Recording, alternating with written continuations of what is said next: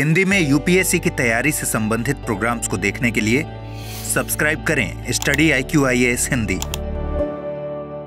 नमस्कार साथियों, मैं कुणाल आप सभी का स्टडी IQ IAS हिंदी पे स्वागत करता हूं। और आज हम लोग बात करने वाले हैं सुप्रीम कोर्ट के द्वारा केंद्र सरकार को भेजे गए एक नोटिस के बारे में, जिसमें केंद्र सरकार से पूछा गया है भारतीय न्याय संहिता में शामिल राजद्रोह कानून के एक नए रूप के बारे में। अब क्या है ये पूरा मामला, आइए अच्छे से जानते समझते हैं। तो देखिए, दरअसल सुप्रीम कोर्ट के पास पहुंची है एक याचिका, और याचिका में सुप्रीम कोर्ट को कहा गया है कि केंद्र सरकार ने भारतीय न्याय संहिता की धारा 152 में राजद्रोह कानून को एक नए रूप में प्रस्तुत किया है। हालांकि हमारा जो मूल राजद्रोह कानून था वो भारतीय न्याय संहिता की धारा 124A में हुआ करता था, लेकिन इसके ऊपर सुप्रीम कोर्ट ने कुछ वर्षों से रोक लगाई हुई है। अब दरअसल याचिका लगाते हुए कहा गया है कि एक नए रूप में राजद्रोह कानून हमें धारा 152 भारतीय न्याय संहिता में देखने को मिल रहा है। अब ये मामला पहुंचा सुप्रीम कोर्ट की एक बेंच के पास, जिसमें शामिल है भारत के मुख्य न्यायाधीश BR गवई, इनके साथ हैं न्यायमूर्ति K विनोद चंद्रन और न्यायमूर्ति NV अंजारिया। अब दरअसल इन लोगों ने इस याचिका को पूर्ववर्ती धारा 124A की वैधता को चुनौती देने वाली याचिकाओं के साथ ही जोड़ दिया है, और अब ये पूरी की पूरी सुनवाई एक मिले जुले रूप में 124A और साथ ही धारा 152 के तहत की जा रही है। अब दरअसल मई 2022 से ही राजद्रोह से संबंधित 124A के ऊपर सुप्रीम कोर्ट ने सभी कार्रवाइयों पर रोक लगा दी है और कहा है कि इसके ऊपर एक विस्तृत सुनवाई की आवश्यकता है।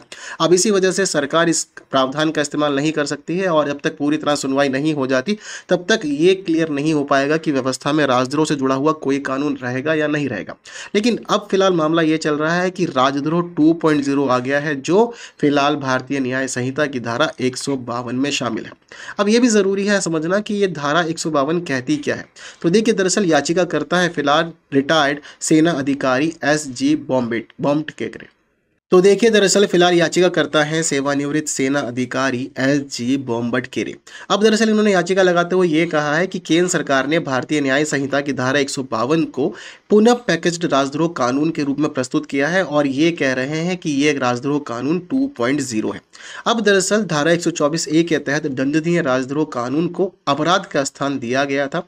यानी कि कहा जाता था कि भाई देखिए, अगर कोई भी व्यक्ति हमारी सरकार के खिलाफ गलत प्रकार से व्यवहार करता है और ऐसे बयानबाजी करता है, चाहे वो इलेक्ट्रॉनिक हो, लिखित हो या मौखिक हो, जिससे देश में हिंसा भड़क सकती है या फिर एक बड़ी ही व्यवस्था खराब हो सकती है, तो इसको राजद्रोह के रूप में स्वीकार किया जाता था। और मेनली जो सारी बातें थी वो गवर्नमेंट के अगेंस्ट हुआ करती थी, और उन बातों को ही शामिल करके राजद्रोह कानून लगा दिया जाता था। अब दरअसल इनका ये कहना है कि दरअसल जो ये राजद्रोह कानून हुआ करता था, ये पहली बात तो एक अंग्रेजी कानून है, और ये अंग्रेजी कानून अंग्रेजों ने शुरू इस वजह से किया था कि कोई भी देश का व्यक्ति उनके खिलाफ ना बोल सके। अब इस कानून को भारतीय लोकतांत्रिक व्यवस्था में कंटिन्यू करने का मतलब ये है कि हमारी सरकार चाहती है कि हम लोग उनके हमने ना बोल पाओ, सरकार के खिलाफ कोई ना तो आलोचना करे, ना ही कोई टिप्पणी करे, और ना ही व्यक्ति अपने बातों को रखे। अब साथ साथ इनका यह भी कहना है कि संविधान के अनुच्छेद 19 का उल्लंघन है, क्योंकि संविधान का अनुच्छेद 19 हमें विचार और अभिव्यक्ति की स्वतंत्रता का अधिकार प्रदान करता है, लेकिन राजद्रोह कानून हमारी इसी अधिकार को प्रतिबंधित करता है। अब जिस प्रकार से नया देश में कानून आया और IPC की जगह भारतीय न्याय संहिता ने ले ली, ठीक उसी प्रकार से सरकार ने राजद्रोह कानून को सेक्शन 124A के स्थान पर भारतीय न्याय संहिता की धारा 152 में शामिल कर दिया। हालांकि राजद्रोह का नाम पूरी तरह से तो नहीं दिया, लेकिन फिर भी यह राजद्रोह कानून की तरह ही सारे प्रावधान करता है। तो भाषा में कुछ परिवर्तन करते हुए धारा 152 में सरकार ने राजद्रोह कानून को शामिल किया है, ऐसा इन्होंने कहा। अब दरअसल धारा 152 एक्चुअल में कहती क्या है, तो धारा 152 में कहा गया है अभिव्यक्तिपूर्ण आचरण की एक विस्तृत श्रृंखला के अपराधीकरण के बारे में। यानी कि अगर आप अपनी सोची गई बातों को प्रस्तुत करते हैं तो उनमें से बहुत सारी बातों का अपराधीकरण, यानी कि उसके लिए आपको सजा दी जा सकती है अगर आप ऐसी बातों को प्रस्तुत करते हैं जिनको प्रस्तुत करने का मना की गई है।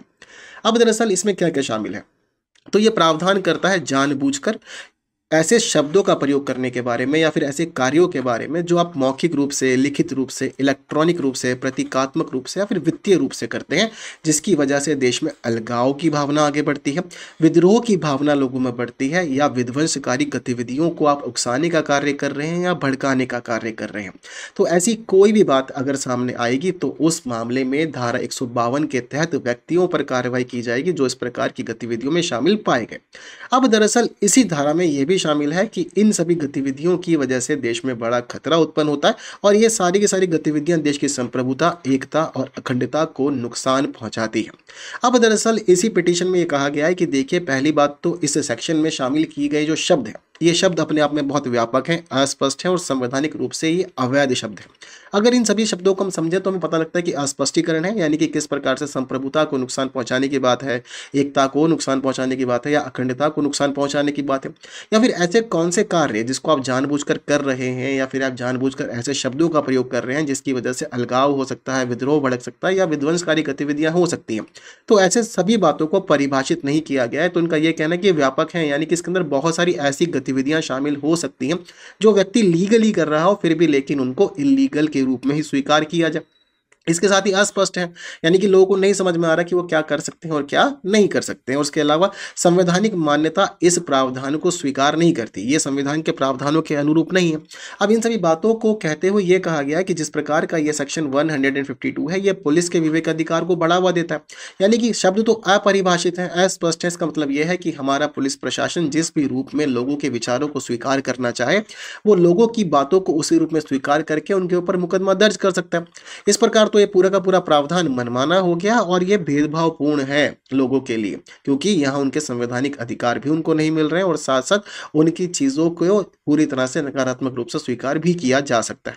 अब इन्हीं सभी बातों को कहते हुए ये पिटीशन पहुंचाई गई और फिलहाल इसके ऊपर सुप्रीम कोर्ट विचार कर रहा है।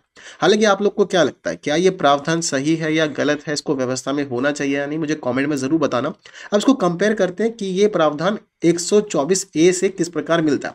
तो देखिए, दरअसल अब कॉमनली बात समझी जाए तो इस प्रावधान का मतलब ये है कि ऐसे कार्य करना या फिर ऐसी बातें बोलना जिसकी वजह से देश के अंदर विध्वंसकारी गतिविधियां हो सकती हैं, अलगाव हो सकता है या विद्रोह भड़क सकता है और जिसकी वजह से हमारे देश की संप्रभुता, एकता और अखंडता खतरे में पड़ सकती है। अब ठीक इसी प्रकार की स्थिति हमें देखने को मिलती है धारा 124A में, जिसको हम राजद्रोह कानून के रूप में जानते हैं।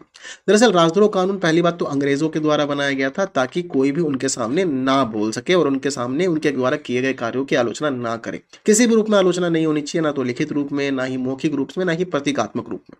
अब दरअसल इसी कानून को हम लोगों ने कंटिन्यू किया स्वतंत्रता के बाद और ये कानून कहता है कि अगर कोई भी व्यक्ति सरकार के प्रति घृणा करता है, घृणा दिखाता है या घृणा से जुड़े हुए कोई कार्य करता है, इसके अलावा सरकार के प्रति अवमानना व्यक्त करता है या सरकार के कार्यों के प्रति अवमानना व्यक्त करता है या सरकार के कार्यों में या सरकार में असंतोष प्रस्तुत करता है और इसके अलावा ये देश की व्यवस्था को प्रभावित करने का कार्य करता है, हिंसा को भड़काने का कार्य करता है या समूह को सशस्त्र विद्रोह के लिए उकसाते हैं जिसकी वजह से देश की एकता, अखंडता और संप्रभुता प्रभावित होती हो, तो ऐसे कार्यों को राजद्रोह के रूप में स्वीकारा जाएगा और व्यक्ति के ऊपर सजा का प्रावधान किया गया।